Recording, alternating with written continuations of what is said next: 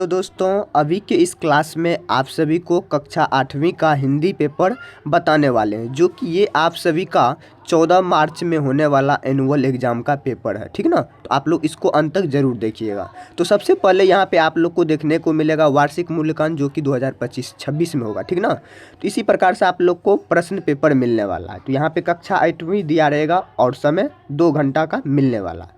और यहाँ पे देख लीजिए विषय हिंदी पेपर का, और पूर्णांक जो रहेगा वो 50 नंबर का रहने वाला है। और उनके बाद यहाँ पे आप लोग को कुछ भरना है। ठीक है ना, भरने वाला काम करना है सिर्फ है। ये देखिए सभी जिलों का ये सेम ही पेपर रहने वाला है। तो यहाँ पे देखिए छात्र और छात्रा का नाम, आपका जो भी नाम होगा इसमें आपको लिख देना है। ठीक ना, उनके बाद रोल क्रमांक, आपका जो भी रोल नंबर होगा इसमें आपको लिख लेना है। उनके बाद विद्यालय का नाम, आपका विद्यालय जहाँ पे है और उस जिस विद्यालय में आप जाते हैं उस विद्यालय में आप लोग को इसमें लिख लेना है। उनके बाद प्रखंड का नाम, आपका जो भी प्रखंड पड़ता है इसमें आप लोग को लिख लेना है। उनके बाद स्कूल का नाम यहाँ पे लिख लेना है। उनके बाद जिला का नाम यहाँ पे लिख लेना है। उनके बाद यहाँ पे देख सकते हैं आप लोग वीक्षक और मूल्यकर्ता और प्रांतांक, तो इसमें आप लोग को कुछ नहीं करना, ये सब शिक्षक करते हैं। ठीक है ना, तो इतना करने के बाद आप लोग को आगे बढ़ जाना है और सबसे पहले क्वेश्चन नंबर 1 को देखना है।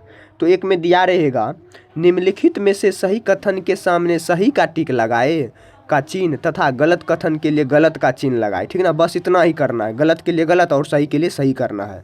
अगर इनका आप लोग जवाब दे देते हैं तो यहाँ पे आप लोग को 10 नंबर मिलेगा। सब पे 2-2 नंबर निर्धारित दिया गया है। तो चलिए सबसे पहला क्वेश्चन नंबर क नंबर को देखिए। अहमद के माता पिता जीवित थे। अहमद के जो माता पिता थे वह जीवित नहीं थे, यहाँ पे गलत हो जाएगा। ठीक ना, चलिए ख नंबर में देखिए, काम करने की जगह बात बनानी चाहिए। बात बिल्कुल गलत है। काम जब भी करते हैं हम लोग बिल्कुल फोकस तरह से करना चाहिए, ना कि बातचीत करना चाहिए। ये भी हमारा गलत हो जाएगा। ठीक ना, चलिए ग नंबर में देखिए, ये सब देखिए अपने दिमाग से भी मारना है। ये अपने दिमाग, ये सब देखिए आम तौर पे क्या होता है जानते हैं, ये सब आम ही तौर पे दिया जाता है। ठीक है ना कि ये किताब और से रिलेटेड रहेगा, आप लोग को सिर्फ ये पूछा जाता है। चलिए, बाल गोविंद गथ विधा विवाह के समर्थक थे, तो ये भी गलत है, इसमें भी आप लोग को गलत का टिक मार लेना है। उनके बाद घ नंबर में देखिए, बिहारी श्रृंगार रस के कवि थे। सही बात है, बिहारी जो थे वह श्रृंगार रस के कवि माने जाते थे, तो यहाँ पे आप लोग को सही का टिक मार लेना है। उनके बाद अंगा नंबर में देखिए, समानताएं झरना केवल पहाड़ी इलाकों में पाया जाता है। बात तो सही है, यहाँ पे आप लोग को सही का टिक मार लेना है। अगर 1 नंबर क्वेश्चन में आप लोग इतना कर लेते हैं तो यहाँ से आप लोग 10 नंबर यहाँ से ले पाएंगे। ठीक है ना, चलिए नेक्स्ट चलते हैं क्वेश्चन नंबर अब 2 नंबर में। 2 नंबर को देखने से पहले आप लोग इस वीडियो को लाइक कीजिए, सब्सक्राइब कीजिए और अपने दोस्तों तक जरूर शेयर कीजिए जो 14 मार्च में एग्ज़ाम देने वाले हैं एनुअल पेपर का। ठीक ना, जो कि हिंदी पेपर का है। चलिए तो सबसे पहले चलते हैं क्वेश्चन नंबर 2 नंबर में। तो निम्नलिखित रिक्त स्थानों की पूर्ति बोल रहा है करने के लिए। इसमें आप लोग को रिक्त स्थान मतलब खाली जगहों को बोल रहा है भरने के लिए, फिलअप करने के लिए। तो चलिए बहुत ही आसान विधि से इसको भर लेते हैं। तो इसमें भी आप लोग को 5 क्वेश्चन मिलेगा, जिसमें 2-2 नंबर निर्धारित दिया रहेगा सब पे। ठीक है ना, तो इसमें भी आप लोग को 10 नंबर यहाँ से मिल जाएगा। अभी तक में कितना नंबर क्लियर, 20 नंबर क्लियर हो चुका है। आप लोग अंत तक बने रहिए, आप लोग को 50 नंबर क्लियर करा के ही जाएंगे। ठीक ना, तो चलिए क नंबर क्वेश्चन देखिए। अशोक डैश का सम्राट था। इसमें से देख लेंगे 2 ऑप्शन में से किसका सटीक खाएगा। तो अशोक जो था वह मगध का सम्राट था, तो यहाँ पे मगध आप लोग को इस खाली जगह पे भरना है। ठीक है ना, चलिए उनके बाद ख नंबर में देखिए, सिरचन के लोग डैश समझते थे। सिरचन के जो लोग थे वह बेगार समझते थे, यहाँ पे बेगार आप लोग को भर देना है। उनके बाद ग नंबर में देखिए, हुंड्रू डैश है, तो हुंड्रू जो है वह जल प्राप्त है। क्या है, जल प्राप्त है, तो यहाँ पे आप लोग को जल प्राप्त भर देना है। उनके बाद घ नंबर में देखिए, कर्मवीर चिलचिलाती धूप को डैश बना देते हैं। तो कर्मवीर चिलचिलाती धूप को वह चांदनी जैसी रोशनी को बना देते हैं, तो यहाँ पे आप लोग को चांदनी जैसी रोशनी में टिक मार लेना है। ठीक है ना, बहुत ही आसान सब रहेगा, जो कि आपको रिक्त स्थान को भरने में भी अच्छा लगेगा। ठीक ना, चलिए अंगा नंबर में देखिए, बाल गोविंद भारत डैश थे। बाल गोविंद भारत जो थे वह गृहस्थ थे। क्या थे, गृहस्थ। यहाँ पे आप लोग को टिक मारना है और यहाँ पे आप लोग को फिलअप में भर देना है रिक्त स्थान में। अगर 2 नंबर में आप लोग इतना कर लेते हैं तो यहाँ से भी आप लोग को 10 नंबर मिल जाएगा। तो अभी तक में 20 नंबर क्लियर हो चुका है। चलिए क्वेश्चन नंबर 3 नंबर में चलते हैं। 3 नंबर में आपको मिलान करने के लिए बोलेगा, क्या करने के लिए, मिलान, जिसमें आप लोग को मिलाना है खंड अ को खंड एक साइड अ ले लीजिए और खंड एक साइड ब ले लीजिए। खंड यहाँ पे अ को ब से मिलाना है, इसमें भी आप लोग को 10 नंबर यहाँ से मिल जाएगा, ठीक ना।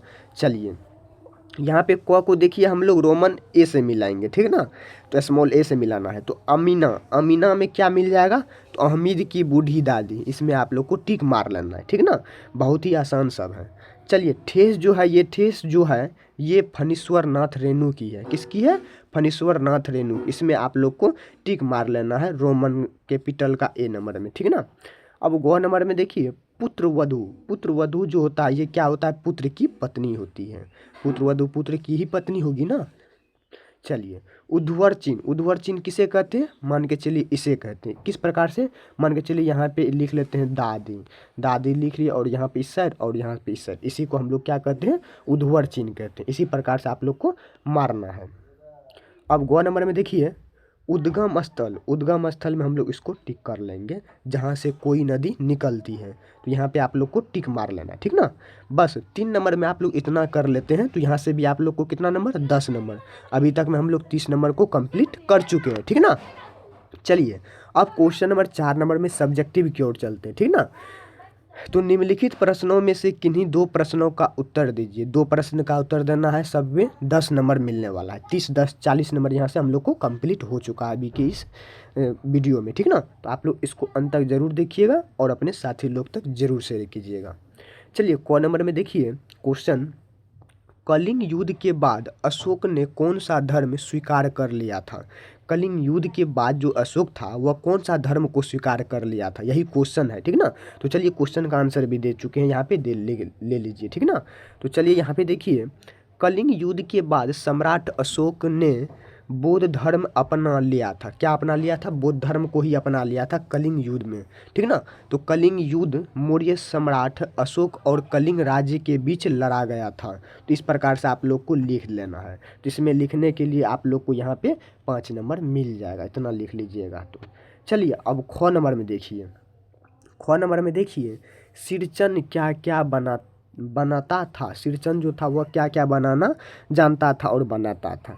फणीश्वर नाथ रेणु की कहानी ठेस में सिरचन नाम के एक ग्रामीण कलाकार का जिक्र है जो कई तरह की चीखें बनाता था।